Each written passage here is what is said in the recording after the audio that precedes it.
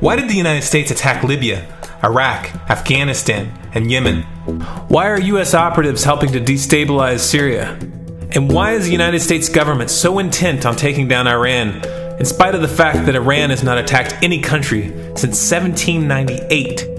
And what's next? What are we headed for? When you look at the current trajectory that we're on, it doesn't make any sense at all if you evaluate it based on what we're taught in school. And it doesn't make any sense if you base your worldview on the propaganda that the mainstream media tries to pass off as news. But it makes perfect sense once you know the real motives of the powers that be. In order to understand those motives, we first have to take a look at history. In 1945, the Bretton Woods Agreement established the dollar as the world reserve currency, which meant that international commodities were priced in dollars. The agreement, which gave the United States a distinct financial advantage, was made under the condition that those dollars would remain redeemable for gold at a consistent rate of $35 per ounce. The United States promised not to print very much money, but this was on the honor system, because the Federal Reserve refused to allow any audits or supervision of its printing presses.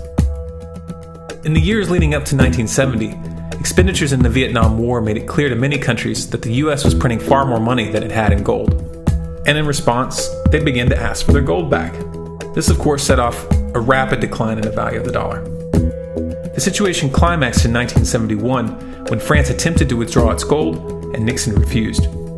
On August 15th, he made the following announcement. I have directed the Secretary of the Treasury to take the action necessary to defend the dollar against the speculators. I have directed Secretary Connally to suspend temporarily the convertibility of the dollar into gold or other reserve assets, except in amounts and conditions determined to be in the interest of monetary stability and in the best interest of the United States. This was obviously not a temporary suspension, as he claimed, but rather a permanent default. And for the rest of the world who had entrusted the United States with their gold, it was outright theft. In 1973, President Nixon asked King Faisal of Saudi Arabia to accept only US dollars as payment for oil and to invest any excess profits in US Treasury bonds, notes, and bills. In return, Nixon offered military protection for Saudi oil fields. The same offer was extended to each of the world's key oil-producing countries, and by 1975, every member of OPEC had agreed to only sell their oil in US dollars. The act of moving the dollar off of gold and tying it to foreign oil instantly forced every oil-importing country in the world to start maintaining a constant supply of Federal Reserve paper. And in order to get that paper, they would have to send real physical goods to America. This was the birth of the petrodollar. Paper went out, everything America needed came in, and the United States got very, very rich as a result. It was the largest financial con in recorded history.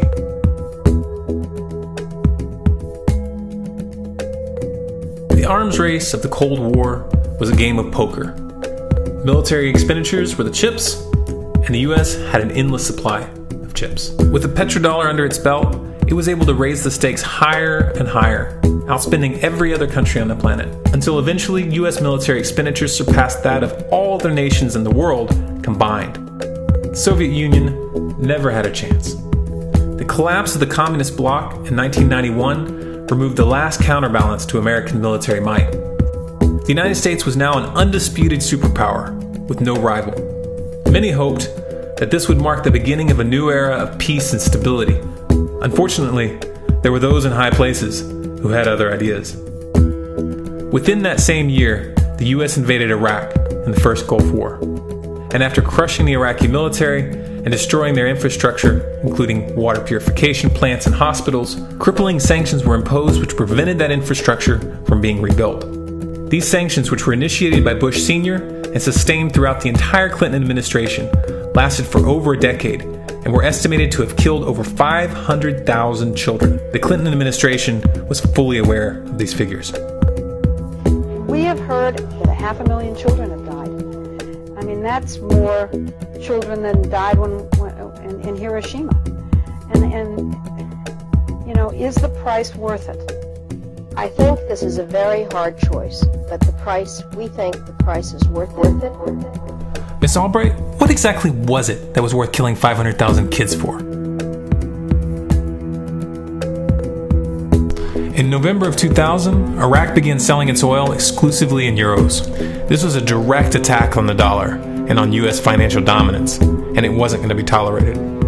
In response, the U.S. government, with the assistance of the mainstream media, began to build up a massive propaganda campaign claiming that Iraq had weapons of mass destruction and was planning to use them. In 2003, the U.S. invaded, and once they had control of the country, oil sales were immediately switched back to dollars. This is particularly notable due to the fact that switching back to the dollar meant a 15 to 20% loss in revenue due to the euro's higher value. It doesn't make any sense at all unless you take the petrodollar into account. So I came back to see him a few weeks later, and by that time we were bombing in Afghanistan. I said, "Are we still going to war with Iraq?" And he said, "Oh, it's worse than that." He said, he reached over on his desk, he picked up a piece of paper, and he said, I just got this down from upstairs, meaning the Secretary of Defense's office today, and he said, "This is a memo that describes how we're going to take out 7 countries in 5 years, starting with Iraq and then Syria, Lebanon, Libya, Somalia, Sudan, and finishing off Iran. Let's take a look at the events of the past decade and see if you see a pattern. In Libya, Gaddafi was in the process of organizing a bloc of African countries to create a gold-based currency called the dinar, which they intended to use to replace the dollar in that region. US and NATO forces helped destabilize and topple the Libyan government in 2011, and after taking control of the region, US armed rebels executed Gaddafi in cold blood and immediately set up the Libyan central bank. Iran has been actively campaigning to pull oil sales off of the dollar for some time now, and it has recently secured agreements to begin trading its oil in exchange for gold. In response, the US government, with mainstream media assistance, has been attempting to build international support for military strikes on the pretext of preventing Iran from building a nuclear weapon. In the meantime, they established sanctions which US officials openly admit are aimed at causing a collapse of the Iranian economy. Syria is Iran's closest ally, and they are bound by mutual defense agreements. The country is currently in the process of being destabilized with covert assistance from NATO, and though Russia and China have warned the United States not to get involved, the White House has made statements within the past month indicating that they are considering military intervention. It should be clear that military intervention in Syria and Iran isn't being considered. It's a foregone conclusion, just as it was in Iraq and Libya. The U.S. is actively working to create the context which gives them the diplomatic cover to do what they already have planned. The motive for these invasions and covert actions becomes clear when we look at them in their full context and connect the dots. Those who control the United States understand that even if a few countries begin to sell their oil in another currency, it will set off a chain reaction and the dollar will collapse. They understand that there is absolutely nothing else holding up the value of the dollar at this point, and so does the rest of the world. But rather than accepting the fact that the dollar is nearing the end of its lifespan, the powers that be have made a calculated gambit. They have decided to use the brute force of the US military to crush each and every resistant state in the Middle East and Africa. That in itself would be bad enough, but what you need to understand is that this is not going to end with Iran. China and Russia have stated publicly and on no uncertain terms that they will not tolerate an attack on Iran or Syria. Iran is one of their key allies, one of the last independent oil producers in the region, and they understand that if Iran falls, then they will have no way to escape the dollar without going to war. And yet the United States is pushing forward in spite of the warnings. What we are witnessing here is a trajectory that leads straight to the unthinkable. It's a trajectory that was mapped out years ago in full awareness of the human consequences. But who was it that put us on this course? What kind of psychopath is willing to intentionally set off a global conflict that will lead to millions of deaths just to protect the value of a paper currency? It obviously isn't the president. The decision to invade Libya, Syria, and Iran was made long before Obama had risen to the national spotlight. And yet, he's carrying out his duty just like the puppets that preceded him. So who is it that pulls the strings? Often the best answer to questions like this are found by asking another question. Qui bono? Who benefits? Obviously, those who have the power to print the dollar out of thin air have the most to lose if the dollar were to fall. And since 1913, that power has been held by the Federal Reserve. The Federal Reserve is a private entity owned by a conglomerate of the most powerful banks in the world. And the men who control those banks are the ones who pull the strings. To them, this is just a game.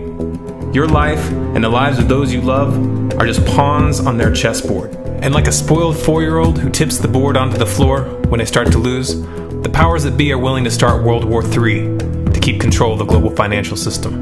Remember that when these wars extend and accelerate. Remember that when your son or your neighbor's son comes back home in a flag-draped coffin. Remember that when they point the finger at the new boogeyman, because the madmen who are running this show will take this as far as you allow them to. So how much time do we have left?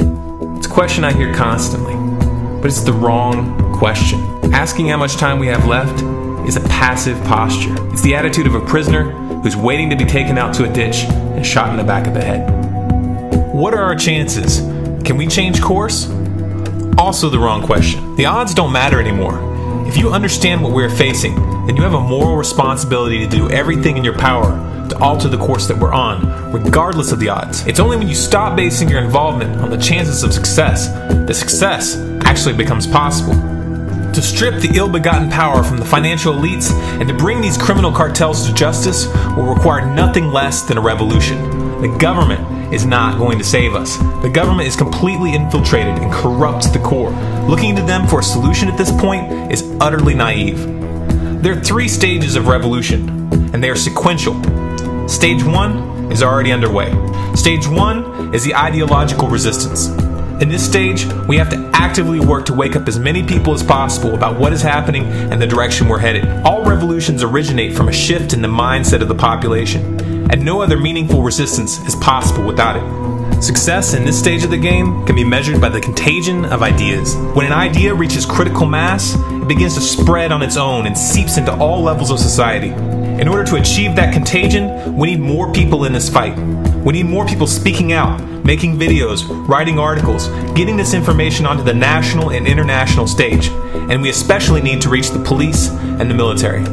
Stage 2 is civil disobedience, also known as nonviolent resistance. In this stage, you put your money where your mouth is, or more accurately, you withhold your money and your obedience from the government, and you do everything in your power to bring the gears of the state to a halt. Practiced in mass, this method alone is often enough to bring a regime to its knees.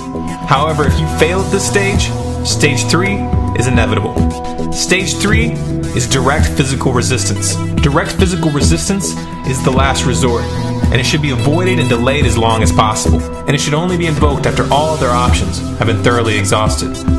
There are those who talk tough and claim that they will resist when the time comes. But what those people fail to realize is that if you are inactive during the first 2 stages and save your efforts for the last resistance, then you will fail.